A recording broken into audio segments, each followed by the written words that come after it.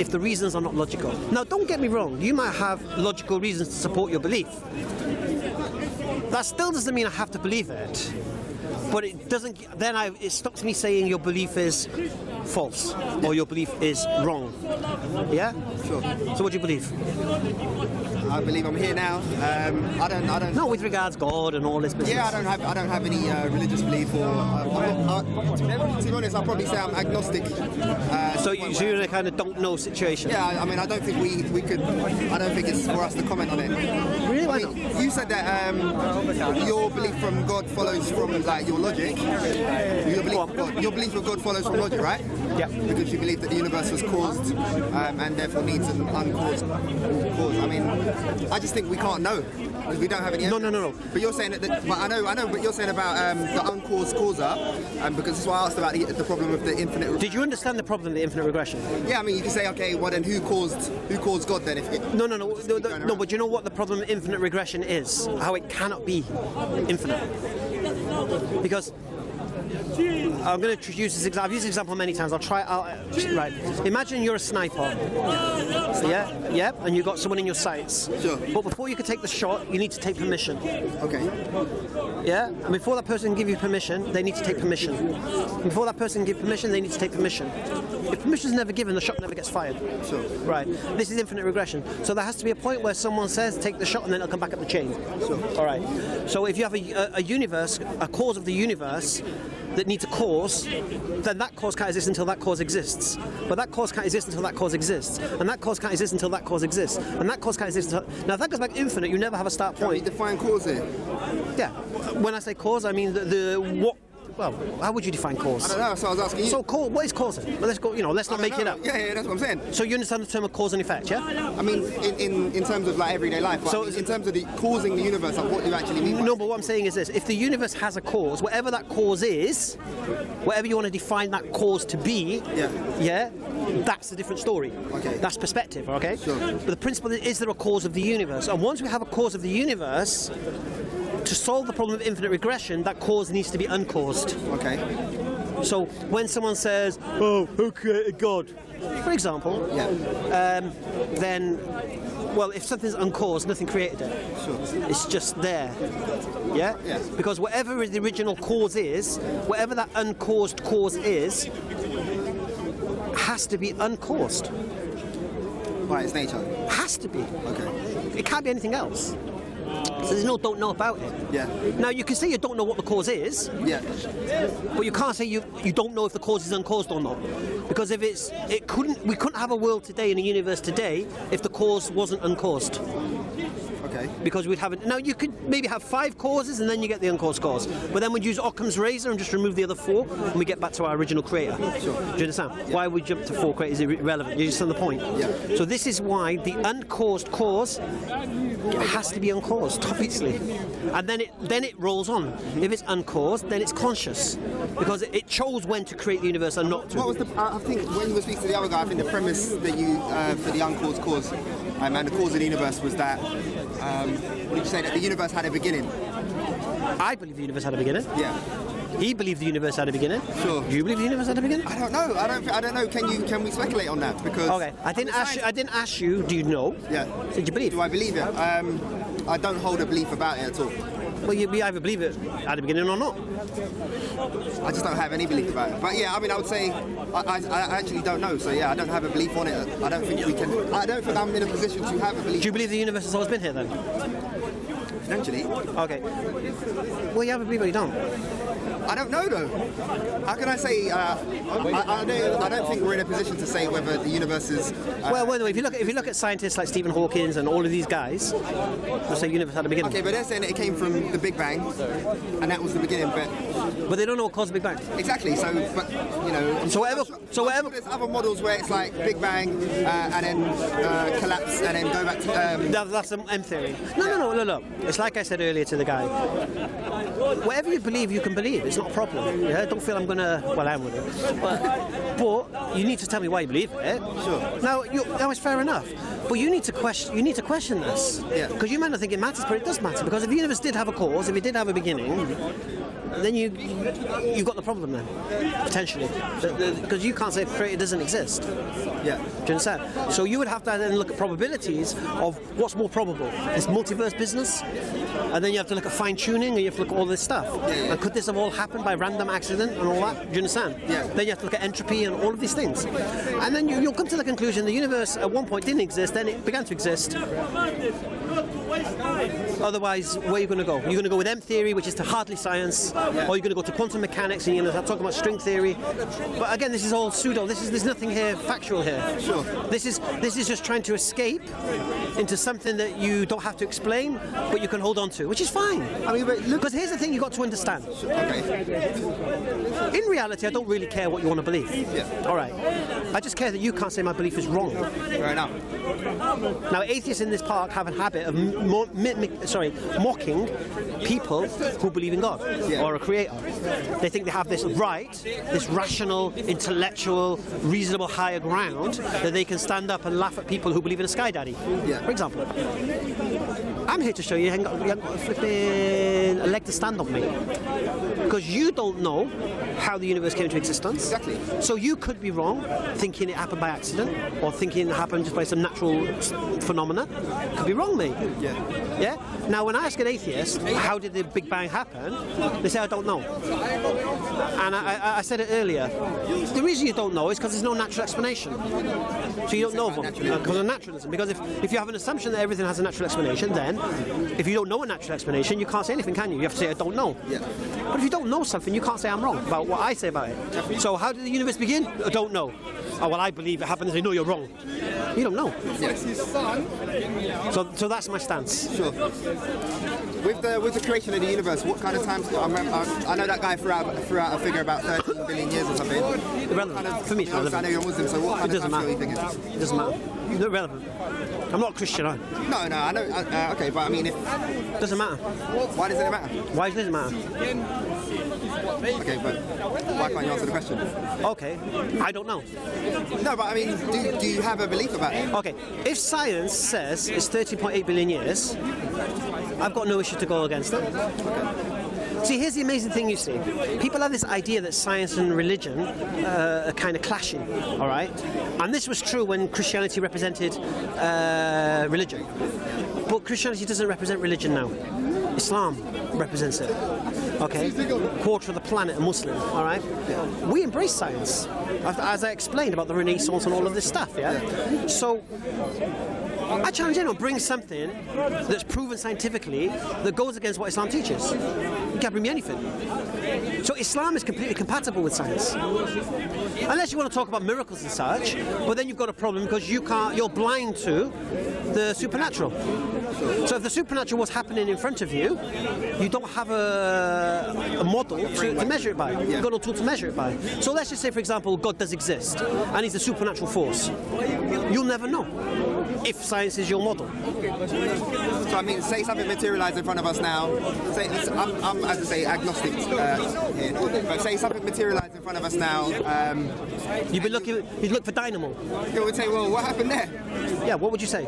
I would say, I don't know. That's crazy. And have you seen Dynamo and the bucket of fish? Yeah, I've seen him do crazy stuff. All right, okay. But as a Muslim, what would you say? Something materialized, out of thin air, say. Okay, I'm a Muslim. I believe in the supernatural. So I believe the supernatural can happen. So I can believe things that defy physics can occur. Yeah. Yeah? So when people mock Muslims about flying horses and all this nonsense, the way they say it, I have no issue with a flying horse. Because if God, the creator, can create the universe from nothing, I'm pretty sure he can create a horse that flies. And that is obviously, you can hold that belief because they can't get at the principle. No. If they want to get at my principle, all they have to do is disprove the Quran. They have to prove to me that this Quran is written by men, yeah, and that it's just a book like any other book, written of old. Because that's my core reason for believing Islam is the religion that connects to this creator I believe in. See, here's the thing you see. I became a believer in a creator before religion. So I was an atheist, then agnostic, then I said, you know what, I'll concede a creator, but I don't believe in man-made religion. So my belief in a creator had nothing to do with religion. It was only the religion that could connect me to the creator, though, because I had no means to connect. Okay. I had a means to, talk to the sky, don't get me wrong. Yeah. But I had no means to receive guidance. Sure. Yeah? And then I looked throughout history and how it works, and I can see how God would work. Because we have to relate to the guidance, yeah? There's no point an angel showing us what to do in that sense. Yeah. We need a human being who we can measure ourselves against, who's like me. Yeah. Yeah? So I can follow that example, because if you're going to give someone a role model, they need to be like us. Of course. Yeah, it can't be abstract, it can't be a flipping God. Yeah. It's stupid, isn't it? All right. So this is why I say to Christians sometimes, how can Jesus be your example? You believe he was God. He was never a father, he was never a husband, he was never a businessman, he was never a leader. Yeah. What is it? Yeah. There's nothing to follow there. I don't get it. But with Muhammad ﷺ, we get a man who was a leader, who was a husband, who was a father, who was a diplomat, who was a businessman, all of these things, right? A religious leader. And basically, there's a book written by a guy called Michael H. Hart called The World's 100. Read it. It's a very, very good book. And basically, he's a Christian. And he wrote a book of the most 100 influential, successful people who've ever existed. And he put Muhammad number 1. And he's a Christian. Yeah. So when he was asked, why did you put Muhammad number 1? Put him above God in his eyes. No. He says, because he says, no, he's number 1. So Isaac Newton is number 2. Jesus is number 3. And St. Paul is number 5. All right. And he says, I couldn't put Jesus higher than number 3 because it wasn't him who spread Christianity. It was Paul. Okay. And Paul couldn't have spread Christianity without Jesus. So they needed each other. Sure. All right? Because it's Paul who created Christianity, in the sense it is. Yeah. Okay. But Muhammad ﷺ alone was supremely successful on the secular and religious level in every aspect. So we have this man in history who was successful at everything he did. Yeah? And what does Allah say in the Quran about this man Muhammad? We shall make you, O Muhammad, an example for mankind. So 1400 years ago, the Quran promises that I'll make you an example for mankind to follow. And in the 21st century, we have a man writing a book and putting the man who's the most successful, influential who ever existed, Muhammad. And the man writing it is not a Muslim. So it makes you scratch your head a little bit, yeah? So this was the point where I needed a connection to this creator. Christianity didn't cut it for me. The model of God in the Christianity just seems so barbaric. If you read the Old Testament and the genocide that took place, it was unreal. Listen to this, right? Moses goes up to the mountain, and what was the second commandment? Thou shalt not kill. Was it? Thou shalt not kill. Right. Then he comes from the mountain, and he sees that the Israelites have started worshipping a golden calf. So then he orders the Levites to put swords by their side and to go through the camp and kill 3,000. Kill your brother and your neighbor. And 3,000 were killed. Now he's just come down from the mountain with thou shalt not kill, right? And 3,000 people are slaughtered as a repentance for them worshipping the golden calf, all right? Then we find Moses being told to commit genocide on whole nations. So Moses goes to fight the Midianites, right? And so he destroys the Midianites. And what happens in war? When you defeat the army, you take the women and children as captives. That's the standard. So anyway, so Moses' army, they slaughtered all the men, and they brought all the women and all the children of the Midianites to Moses. And said, and Moses got angry. And he says, why have you left all the women alive? Kill all the women and kill all the small boys. And leave the girls who have not known a man. Right? What? Moses is commanding from God to completely annihilate the whole male heritage of the Midianites. All right. So what's left now? 32,000 girls. 32,000 girls whose mothers, aunts, uncles, grandmothers, all slaughtered, shared out amongst the men. Right? This is from Moses after he's given the command, thou shalt not kill. Now, here's the thing about Christian teaching. God doesn't change. What? so we read about God in the Old Testament. I read a meme from an atheist one time, very, very funny. It says, why are Christians so afraid of the devil when it's God killing everyone in the Bible? Right? Yeah. Because if you read the Old Testament, first we got the Canaanites slaughtered, then we get the Amaleks slaughtered, then we get the Midianites and the Moabites slaughtered, then we get cities burned to the ground. Yeah? And God doesn't change. So we come to Jesus and we see 1 year of his life kind of mirrored in the Gospels, kind of hearsay. And what do we find? He's racist. He's calling Gentiles dogs. Yeah, he's abusing the Pharisees, calling them sons of Satan. He physically abuses them at the temple. Where's the peace, man? And Christians say, "Oh, he's the Prince of Peace, promised in Isaiah." Wait a minute. Didn't Jesus say, "Think not, I've come with peace"? So Jesus says, "Think not, I've come with peace." Yeah. So how can Jesus say, "Think not, I've come with peace," and the Christians say he came with peace? Sure. It's balmy. All right. So anyway, then Jesus tells his disciples to go out and make disciples of all nations, and don't worry if they don't listen to you. Just wipe your dust from your sandals and walk away. Christians like to do this to show humility, innit? They say, "Oh, you're not going to listen to me. Okay, I tried, and walk away." Well, then what does Jesus say after that? Because the fate of that place, what happened to Sodom and Gomorrah, will nothing compare to that. So Jesus now is saying, what? Those who don't listen to you, just leave them. And when I come back, I'm going to kill them all. And then I'm going to throw them all in hell. Oh, I can buy this. I can buy this. And the Christians always make this claim. They say, "Oh, the God of the Quran is not the God of the Bible." You know what? Damn right. Do you know why I say that?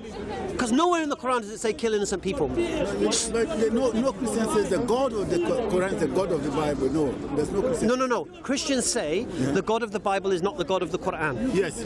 And I agree. That's correct. And I agree. That's correct. And the reason I agree, because in the Quran, God does not slaughter children and babies. But in the Bible, by the bucketful. Yeah. Now for me, God, what does he say in the Bible? God does not change. So, and this is a God that demands blood sacrifice. There's no remission of sin without blood. My Creator, Allah, doesn't ask for blood. He just asks what? Repentance. So if you do something wrong that blasphemes God or goes against God, all you have to do is ask God to forgive you. Now let's just say you mugged this geezer and you ask God to forgive you for that. No. You have to go to him and ask him to forgive you. And if he won't forgive you, then God can forgive you. Sure. All right? Look at the difference. If you read the Quran, you'll see Allah is like he says to Muhammad, you're not a dictator over them, merely a warner. So you're just here to warn the people. You're not here to force them to do anything. Yeah. Allah tells you to only fight those who fight you. Yeah. And the people who want peace with you, there's no harm in that and whatever. You get me? But when you read the God of the Bible, wrathful, jealous, murdering, genocide, raping, torture, it's like, what's going on here? He's explained it. It's a Bible, isn't it, man? It's a Bible. But then doesn't the Quran say that... Why are you upset? Don't be upset. It's your Bible, man. Muslims. It's your Bible, man. But doesn't the Quran say that the Quran is following on from No. Here's another false assumption. Okay. The Quran talks about the Torah, but the Torah is what was given to Moses. The Quran talks about the Injil, which was given to Jesus. Now we don't believe the Injil is the New Testament, and we don't believe that the Torah is the Old Testament. Okay. We don't believe this. Sure. Yeah. We believe they've been corrupted, both of them. Yeah. We don't believe Jesus was given a Bible. He was given a message. Okay. And if you read the Bible, it says in the Bible Jesus was preaching the Injil. Okay. So he was preaching the Injil, which he was given. Okay. So we have no issues with that. Message, yeah? No, Injil, the good news. Sure. Okay. But it's what we don't say is that it was a book, like a Bible, because what we do know, Jesus wasn't preaching the Gospels of Matthew, Mark, Luke, and John. Sure. And he wasn't preaching the letters of Paul and the epistles and Acts. And if he wasn't preaching them, then the Injil is not the New Testament. All you can find in the New Testament is echoes and remnants of what Jesus might have done. Because even what the New Testament, the Gospels say, It's not eyewitness testimony.